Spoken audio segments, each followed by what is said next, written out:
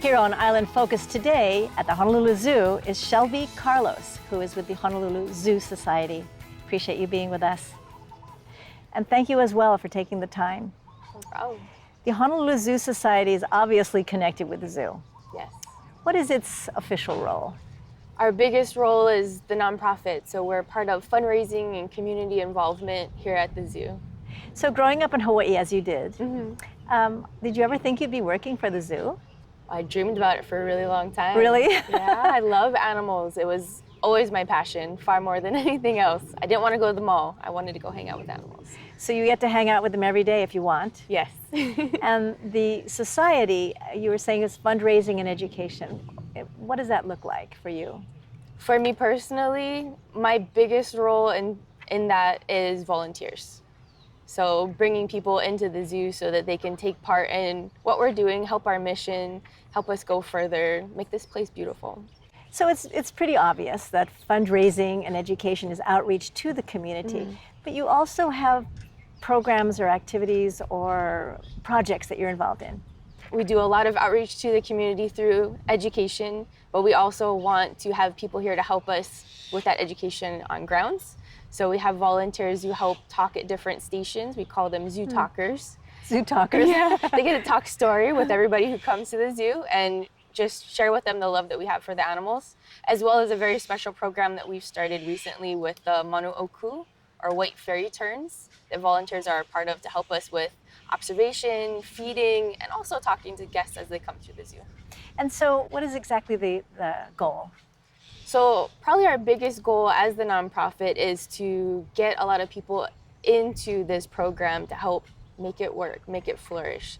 We get a lot of terns coming in through this soft release that need a little bit of rehab before they can be wild and fly away. And that means a lot of man hours and people that we need help to play with fish to feed them, or so you write down rehabilitate the information. birds? So we're not doing like physical rehabilitation. It's more of getting them used to fishing on their own, making sure that they know that they can come back to a certain tree and get food, and that we can check on them, make sure they're doing well before maybe they get adopted by a wild tern, or they just follow others and figure out how to make it work as an adult. So explain a little bit more how these terns would lose their way, lose their natural way. Sure. So a lot of times the terns that we get here at the zoo have maybe fallen out of a tree. They don't actually build a real nest. They stick an egg to a branch basically. So a lot of times if they fall out of the tree, people look up and they don't see a nest and they think that the baby needs help. So they'll turn them into different organizations, or maybe they've actually had to go through rehab. They've broken a wing, hurt a foot, and we work with the Hawaii Wildlife Center on the Big Island for those guys. So on all islands, they're you're connected. only found here. Huh. These guys are only found here. We just have a very special connection with that rehab place on the Big Island.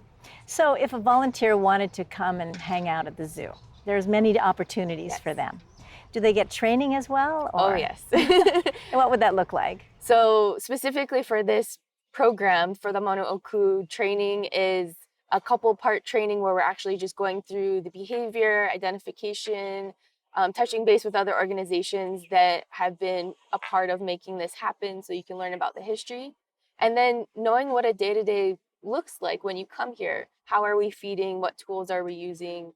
How to behave appropriately around a rehabbed animal, especially a bird, right? And if I wanted to be a talker, a zoo talker at the monkey cage, you know, at the monkey place, what kind of training would that entail? So docents normally have a 3-part training. So we have 3 different nights that they would come and learn about zoo history, learn about all the different stations that we have in the zoo so that you can be aware of everything that's going on, not just the monkeys. And then going really in depth on that animal information and different conservation projects so that you have the best tools in your pocket while people come and ask you questions. How interesting. Well, I hope the listening public will phone in and connect with you, because it sounds like you love what you do. I do, and I love having people come here and share that too.